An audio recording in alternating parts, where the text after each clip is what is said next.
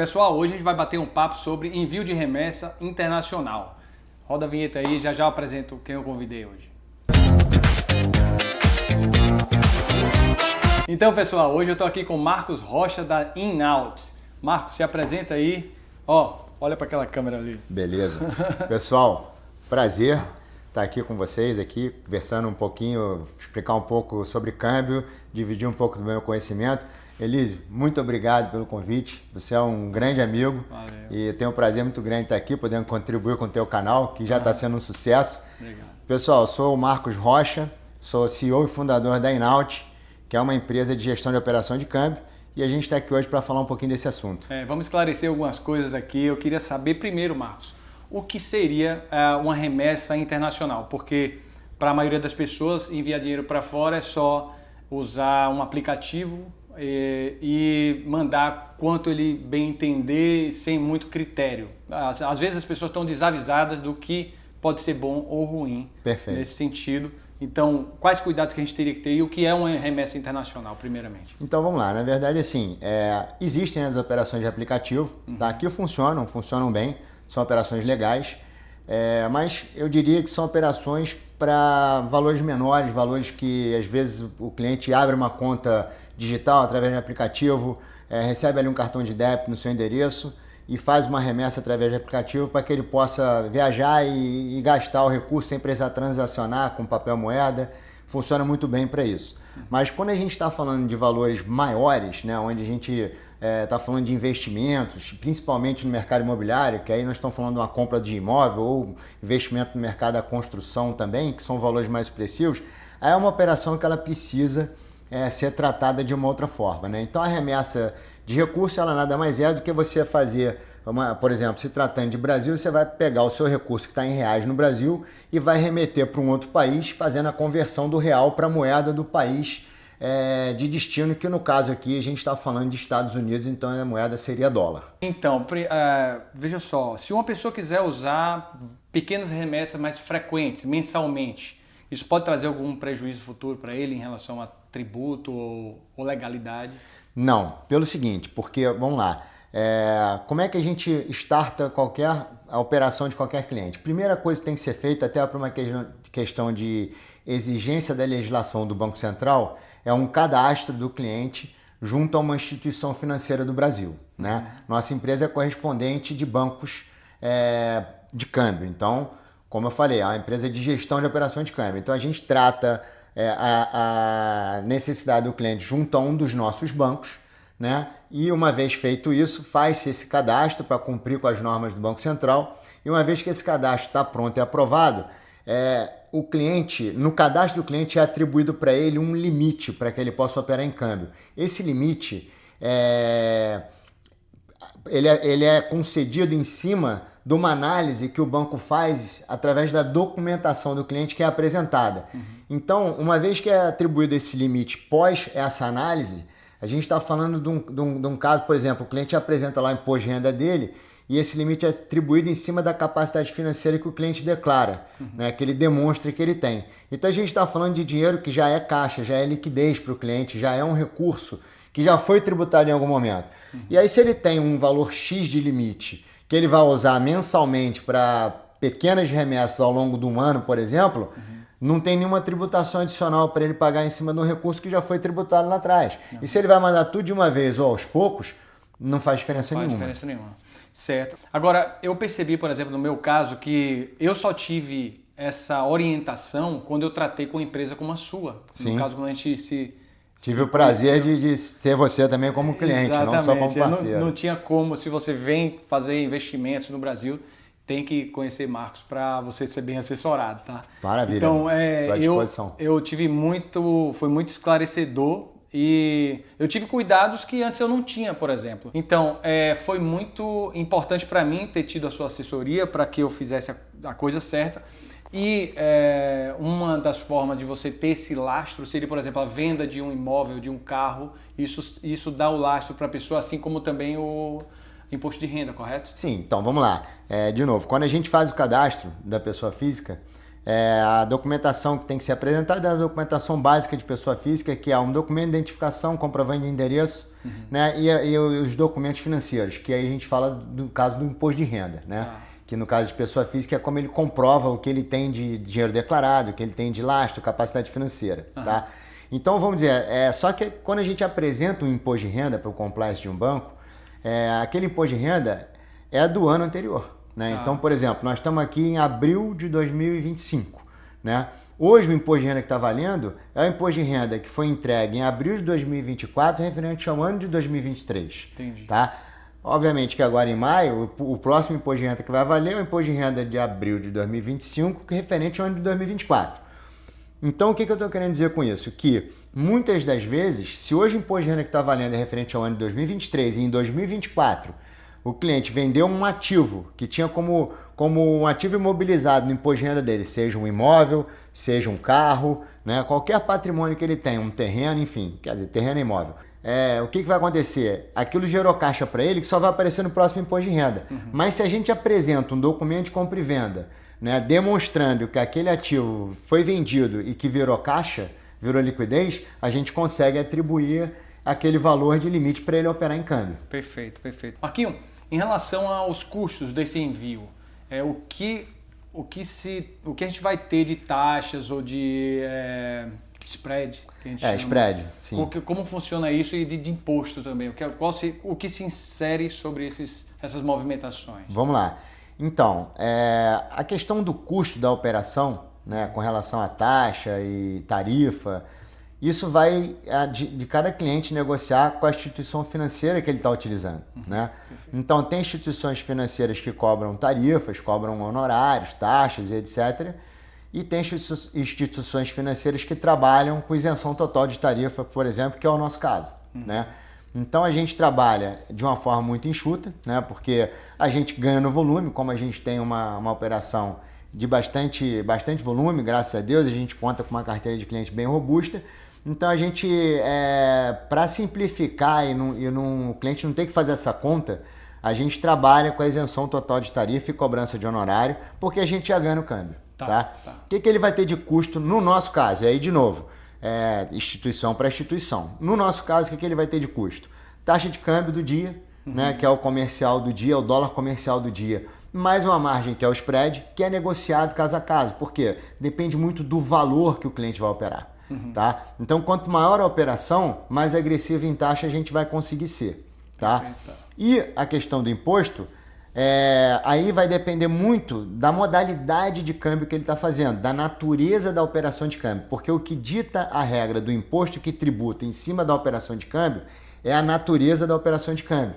Né? Ou seja, o Banco Central ele disponibiliza para o mercado uma série de naturezas de operação, cada uma para um determinado tipo de remessa. Né? Então, por exemplo, vamos falar no caso de imóvel, que é o assunto assim que é mais, vamos dizer, que mais faz sentido aqui na nossa conversa, né? Porque é o teu mercado. Sim. Então, a gente está falando aí no caso do imóvel, onde o cliente envia o recurso do Brasil, né, para pagar o imóvel, a gente enquadra essa operação na natureza que o nome já diz, é aquisição de imóvel. Né? Essa natureza, ela só tributa um IOF de 0,38%, mais nada. Tá? Se ele vai mandar, por exemplo, e se ele é um residente fiscal no Brasil e vai mandar da conta dele, pessoa física no Brasil, para a conta de mesma titularidade que ele venha a ter aqui nos Estados Unidos, aí já é um IOF um pouco mais caro, tributa é 1,10%. Tá? Então, quer dizer, a natureza da operação é que vai ditar a regra, mas na maior parte das vezes, principalmente se tratando do mercado de real estate aqui nos Estados Unidos, a gente vai conseguir trabalhar a operação do cliente para tributar esse IOF de 0,38% dentro daquilo que é legal e dentro daquilo que a legislação permite fazer. Tá? Porque não faz sentido ele mandar um dinheiro para uma conta de pessoa física dele para pagar 1,10% de um recurso que é um valor expressivo no qual ele vai utilizar para pagar um imóvel. Se tem caminhos para a gente trabalhar a operação dele, pagando direto, fazendo o caminho reto, vamos dizer assim, onde ele vai conseguir tributar mais barato, que é o 0,38. E aí, assim, só para dar de exemplo ilustrativo, existem naturezas de operação, como serviços, por exemplo, que além do IOF tem imposto de renda. Né? Então, assim, só para ilustrar um pouco mais, eu já peguei casos de cliente que chegou para a gente com um contrato de câmbio fechado e é a operação mal classificada por alguma instituição financeira que ele utilizou, onde a instituição financeira, na interpretação deles, eles entenderam que o cliente estava remetendo um recurso para a Title Company, que é o cartório aqui nos Estados Unidos, que intermedia as operações de imóvel, e que estava contratando um serviço da Title para pagar o imóvel dele. Então, como ele interpretou que aquilo era a contratação de um serviço de uma empresa aqui nos Estados Unidos, o que não era, foi taxado ele como taxou 0,38 de IOF mais o imposto de renda, que é 15%, que reajustando a base de cálculo vai para 17,647%. Então, a gente está falando aí de uma tributação de 18% numa operação de câmbio classificada da maneira errada. Caramba. Porque se classificasse certo, era só 0,38%. E para reaver isso? Entendeu? Para reaver isso, aí ele tem que conversar com uma instituição financeira que ele fechou a operação, contar com a boa vontade dessa instituição de retornar o recurso para ele e, obviamente, usar os meios que existem para você tentar recuperar um tributo pago junto à Receita Federal do Brasil. Exato, porque isso saiu para o governo, então ele teria que se acertar com o governo, o que eu acho muito difícil. Sim, mas aí vamos lá, se ele tem o erro de uma instituição financeira no meio do caminho, é questionável, é uma questão de sentar, conversar, né? Se é um cliente da instituição que confia na instituição, ele vai falar, gente, cara, vocês classificaram a minha operação errada, É verdade. né? E eu paguei um preço aqui e, cara, não é justo eu pagar pelo erro de vocês. E aí é uma questão de conversa. Sim, né? Aí vai de caso a caso. Agora, falando sobre, para quem está fazendo isso pela primeira vez, como esse processo acontece? Vamos dizer, eu quero enviar o dinheiro do Brasil para os Estados Unidos e eu queria que você explicasse onde eu deposito esse dinheiro, onde eu devo transferir esse dinheiro no Brasil, ou como é que funciona para esse dinheiro chegar aqui, e se eu devo ter uma conta aqui ou não, como é que funciona? Então, vamos lá. Quando a gente abre o cadastro do cliente junto a uma instituição financeira na qual a gente representa, a gente abre uma conta em nome do cliente, que ela pode ser uma conta normal, pode ser, aí depende muito da instituição financeira que a gente vai estar trabalhando, cada uma tem a sua política e o seu formato, tá? Mas na maior parte das vezes a gente abre uma conta que pode ser uma conta normal ou uma conta câmbio. Tá? A mais simples é a conta câmbio, só que essa conta câmbio ela só recebe transferência de mesma titularidade. Então, por exemplo, o Elício tem uma conta no banco de varejo no Brasil. E aí eu abro para você dentro do meu banco uma conta em seu nome, câmbio, conta câmbio em seu nome. Tá. Você só vai poder transferir para essa conta da sua minha conta. Própria conta. Aí vamos dizer, a sua esposa, por exemplo, não pode transferir dinheiro para essa conta, só você mesmo. Perfeito. Tá? Agora, se é uma conta normal, que a gente chama de conta de depósito, aí a sua esposa pode transferir também. Aí a gente entende a situação de cada cliente para saber o que a gente vai abrir para ele. Né? Se vai ser uma conta câmbio ou uma conta de depósito. Tá? Feito isso, vencida essa etapa, a gente fecha o câmbio e ele transfere os reais para a conta dele mesmo dentro do nosso banco, que vai fazer a wire transfer para a conta de destino no exterior. Então a transferência no Brasil ele também não é taxado em nada, porque é uma transferência doméstica. Exatamente. De mesma titularidade ou não, Perfeito. né, não tem nenhum custo nessa transação. Beleza. Agora, Marquinhos, sobre a segurança dessa transação.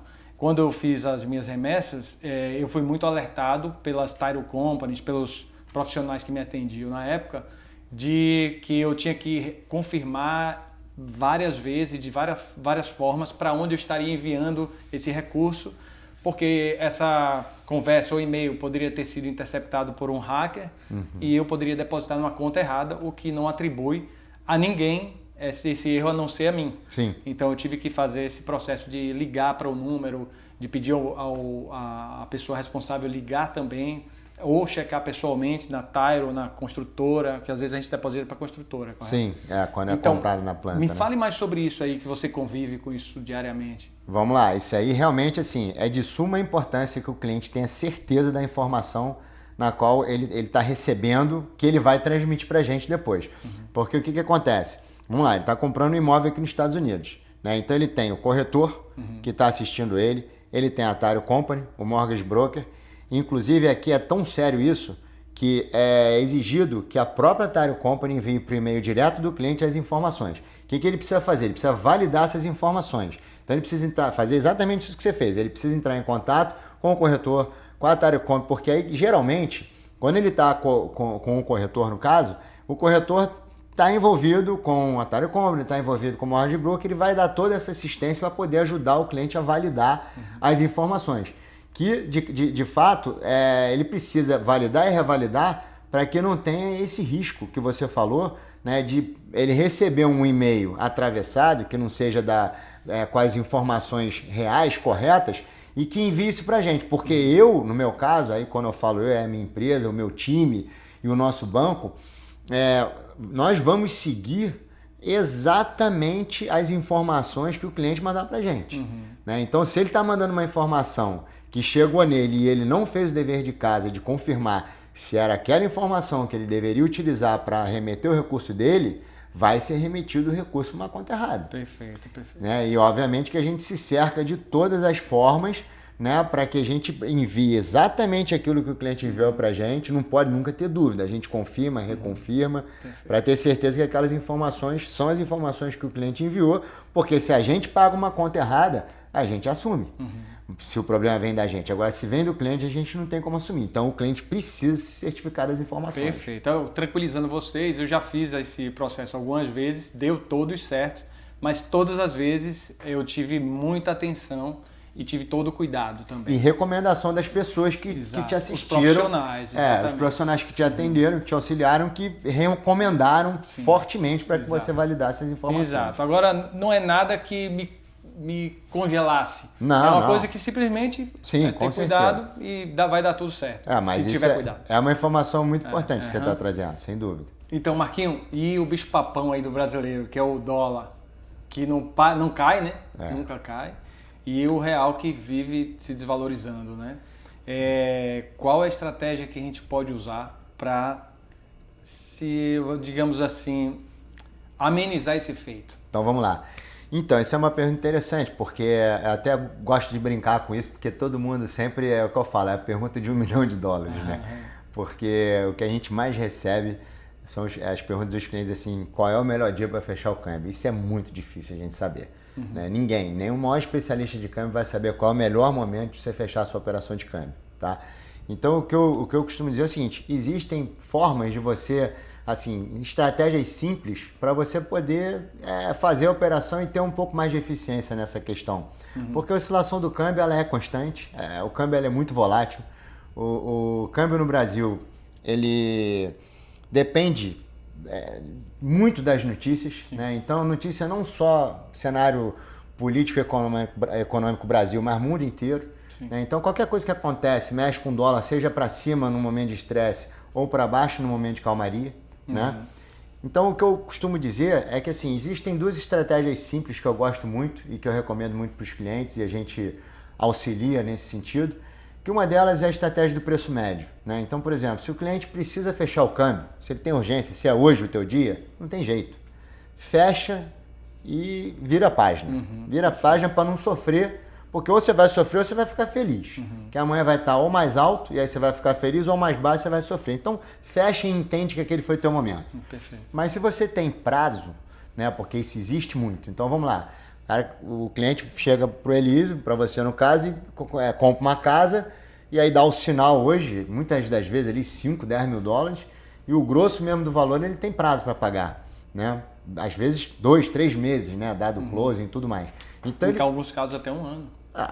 Porque às vezes compra na planta, espera a casa construir. Eu tenho cliente aqui agora que fechou câmbio semana passada para pagar sinal e que a casa fica pronta em janeiro. É isso mesmo. Né? Então, quer dizer, vai pagar o grosso mesmo no início do ano. Mas então ele tem um prazo tão grande e que se ele tem o recurso hoje, ele pode ir comprando aos poucos.